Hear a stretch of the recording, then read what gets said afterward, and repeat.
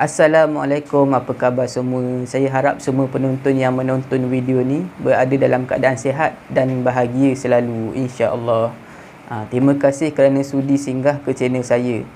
Pada video kali ni saya nak kongsikan satu kisah seram, iaitu tajuk dia pindah rumah. Itu tajuk dia.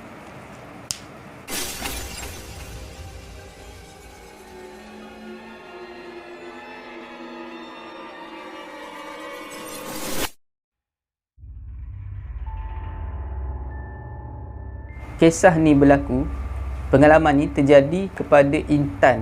Intan ni seorang gadis yang berumur 15 tahun.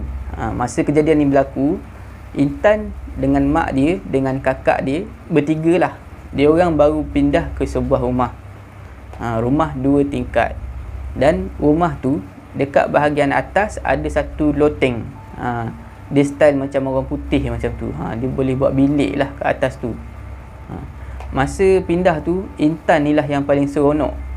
Sebab masa dekat rumah lama, sebelum dia duduk kat situ, sebelum pindah tu, rumah lama tu dia kongsi bilik dengan kakak dia.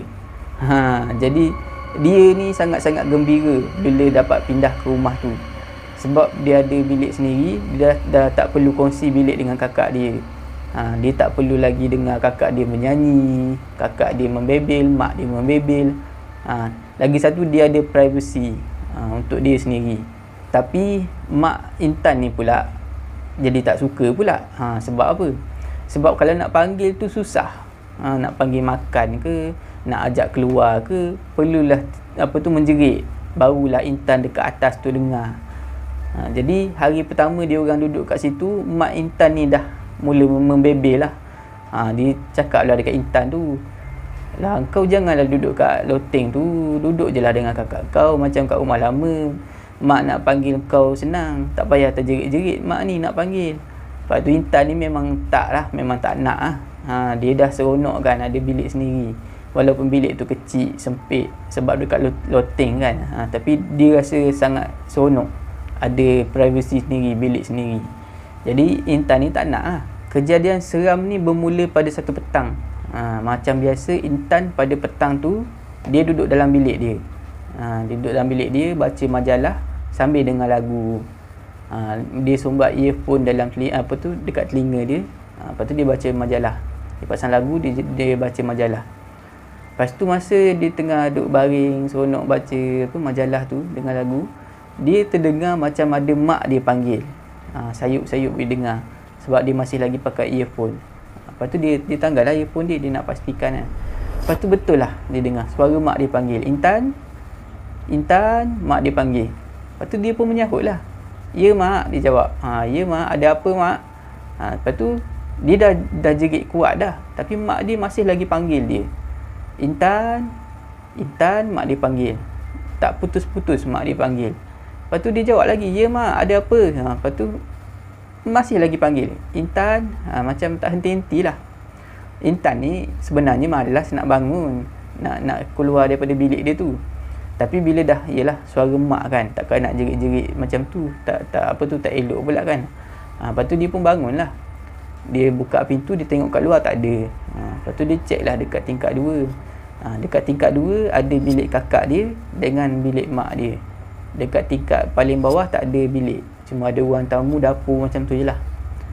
Lepas tu tengok dekat bilik, turun dekat tingkat 2, tengok bilik mak dia, tengok bilik kakak dia, tak ada orang. Lepas tu dia turun kat bawah. Mak dia ada kat bawah tengah tengok TV dengan kakak dia. Jadi dia pun tanyalah, "Ya mak, mak panggil Intan tadi, ada apa mak?" Lepas tu mak dia pelik lah. Mak dia paling tengok kat dia dalam dengan muka yang pelik. "Mak tak ada panggil kau," dia cakap. Lepas tu pelik lah, Intan ni pelik lah. "Mak jangan main-main. Tadi Intan dengar suara mak tadi panggil Intan tak henti-henti. Bukan sekali mak, banyak kali Intan dengar." Intan jawab. Lepas tu mak macam tak dengar. Mak masih lagi terjerit-jerit panggil Intan. Lepas tu mak dia sekali lagi cakap, "Betul mak tak panggil kau." Dia cakap, "Mak duduk daripada tadi duduk tengok TV dengan kakak kau ni, tengok drama," dia cakap. Lepas tu Intan ni tercengang lah, sebab tengok mak dia macam bersungguh kan, menidakkan Lepas tu dakwaan dia lah, mak dia panggil. Lepas tu Intan cakap lah, betul mak, tadi Intan dah jawab. Mak panggil Intan dah jawab. Ya mak. Lepas tu mak macam ignore je, mak masih lagi panggil Intan. Lepas tu sekali lagi mak dia ni cakap, betul, kalau kau tak percaya tanya kat kakak engkau ni. Mak ada duduk tengok TV dengan kakak engkau daripada tadi. Lepas tu Intan ni makinlah pelik. Dia cakap, habis tu kalau bukan mak yang panggil Intan, siapa panggil? Lepas tu mak dia cakap, engkau salah dengar kot. Lepas tu kakak dia sampuk. Kakak dia cakap, jangan-jangan hantu yang panggil kau. Kakak dia cakap. Lepas tu Intan ni marahlah kakak dia. Kak ni cakap macam tu, celupar betul mulut. Jadi perkara tu berlalu macam tu je. Tapi dalam hati Intan ni masih lagi terselit rasa rasa macam syak wasangka tak elok dekat mak dia dengan kakak dia. Sebab dia terfikir mungkin mak dia dengan kakak dia berpakat untuk menakutkan dia, nak mempermainkan dia lah. Sebab memang betul, memang jelas Intan dengar suara mak dia panggil tadi. Lepas tu tak apalah kan. Jadi sebagai tanda protes, sejak daripada kejadian tu, Intan ni kalau dia dengar suara kakak dia ataupun mak dia panggil, dia tak akan balas, dia tak akan menyahut, dan dia akan stay je dalam bilik sampailah mak dia ataupun kakak dia sampai ke depan bilik dan buka pintu bilik dia. Barulah dia akan berkomunikasi. Kalau dia panggil terjerit daripada bawah, memang si Intan ni memang tak akan respon. Sebab dia memang betul-betul yakin mak dia dengan kakak dia berpakat nak kenakan dia hari tu. Jadi kadang-kadang mak Intan dengan kakak Intan ni marah jugalah dekat Intan. Sebab sampai nak kena pergi dekat depan bilik kan. Kalau nak panggil apa-apa, ada hal apa-apa, sampai kena pergi dekat depan bilik nak panggil. Macam menyusahkan jugalah. Tapi Intan tak peduli. Taklah nak marah ke apa. Hari tu pemainkan aku sangat. Macam itulah perasaan Intan. Jadi gangguan dia hanya bermula pada masa tu. Masa tu hanyalah permulaan yang dia dengar suara mak dia tu. Dan kemuncak dia adalah pada satu hari Sabtu. Pada satu hari tu, hari Sabtu, si Intan ni macam biasalah, dia lepak dekat bilik dia baca majalah, buku-buku dia lah, tak tahulah novel ke apa kan. Dia baca sambil dengar lagu, sumbat telinga dengan earphone, pasang lagu sambil membaca novel.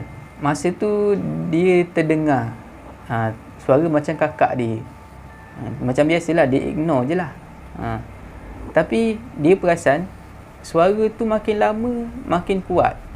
Makin kuat dan berulang-ulang kali panggil nama dia, Intan. Macam menjerit-jerit kan. Kadang-kadang tu dengar macam marah, Intan, macam gitu. Dan suara tu dekat, macam ada di muka pintu aja. Jadi bila dah Intan ni dengar macam nada marah kakak dia tu sampai nada macam marah, macam menjerit kuat sangat, dia pun cabutlah earphone. Dia pun memekiklah balik kan dekat kakak dia. Kakak ni kenapa menjerit-jerit macam tu? Masuk je lah, pintu tu tak kunci. Intan menjerit balik dekat kakak dia. Lepas je Intan jawab macam tu, menjerit macam tu dekat kakak dia, suasana jadi sunyi sekejap. Lepas tu barulah ada bunyi balik suara kakak dia, Intan, mari sini. Barulah dia dengar balik suara kakak dia. Intan masa tu dia rasa marah. Dia rasa bengang, dia rasa marah. Jadi Intan ni dengan rasa marah dia tu, dia bangun daripada katil dia, berjalan menuju kat pintu. Dia buka pintu bilik dia, tak ada, kakak dia tak ada. Mungkin dah turun ke bawah kot. Lepas tu dia pun turunlah ke tingkat 2 dan pergi tengok dekat bilik kakak dia. Bila dah buka pintu bilik kakak dia, dia pun marahlah kakak dia. Kakak ni dah kenapa? Dah tak ada kaki ke? Nak jalan dekat bilik saya, panggil macam biasa. Lepas tu dia tengok kakak dia dalam keadaan tengah duduk dekat katil dan membelakangi pintu. Maknanya dia nampak bahagian belakang lah kakak dia. Nampak rambut je lah belakang dengan badan. Memang kakak dia lah. Rambut dengan badan tu. Nampak macam kakak dia lah. Kakak dia duduk bersila. Duduk bersila atas katil membelakangi pintu. Lepas tu, yelah, Intan ni walaupun dia marah, tapi dia tetap tanya, kod ada benda-benda penting kan nak bagi tahu. Dia tanyalah, ada apa kak? Lepas tu kakak dia jawab. Kakak dia jawab tanpa berpaling kepada dia lah, masih lagi membelakangi dia. Kakak dia jawab, kakak dahaga, dia jawab, tolong ambilkan kakak air, kakak dahaga. Lepas tu Intan ni dia rasa bila dia dengar suara kakak dia perlahan macam tu, dia jadi kesian. Kakak aku ni tak sihat kot, dia jawab, sebab kakak dia tak pernah macam tu, biasa ceria je kan, nyanyi apa semua. Lepas tu Intan ni pun dia turunlah ke bawah nak ambil air. Bila dah turun dekat bawah, Intan ni pergilah dekat dapur kan, nak ambil air. Dia pun pergilah dekat peti sejuk, nak ambil air sejuk lah, nak bagi dekat kakak dia. Bila sampai dekat peti sejuk, ada satu nota yang terlekat dekat pintu peti sejuk tu. Tulisan kakak dia lah. Intan, kakak dengan mak keluar sekejap nak beli barang, dia cakap. Tadi kakak dah panggil kau tapi kau tak dengar.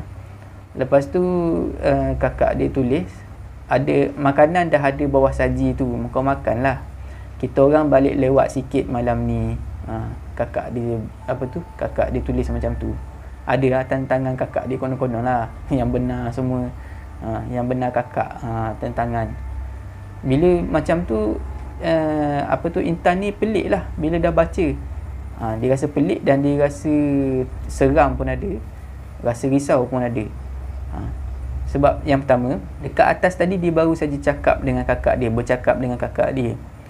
Dan dia nampak daripada belakang memang kakak dia, dan suara memang suara kakak dia. Itu pertama. Lepas tu yang dia jadi was-was, kakak dia ataupun tak.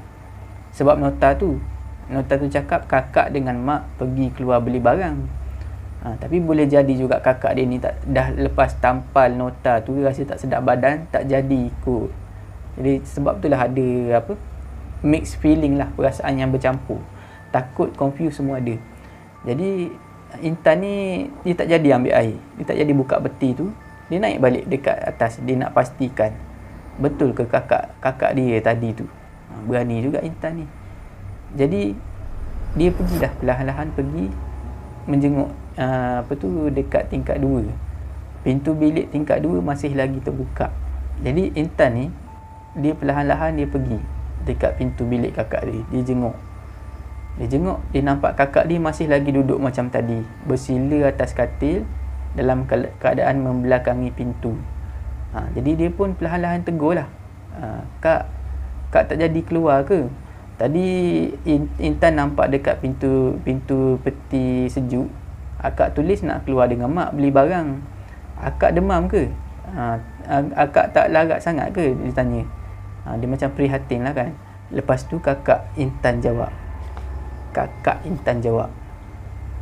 aku tak larat, aku mana ada kaki, sebab tu aku panggil kau datang sini. Lepas saja kakak dia cakap macam tu, Intan ni dia memang meremang. Bulu tengkuk dia ni meremang, dan dia sangat-sangat terkejut. Sebab dalam masa yang sama, kakak dia cakap macam tu, kakak dia berpaling ke arah dia. Bila Intan tengok, benda tu bukan kakak dia, cuma menyerupai kakak dia daripada belakang. Sebab muka benda tu memang lain. Muka dia putih, pucat macam tu, dan mata dia lompong.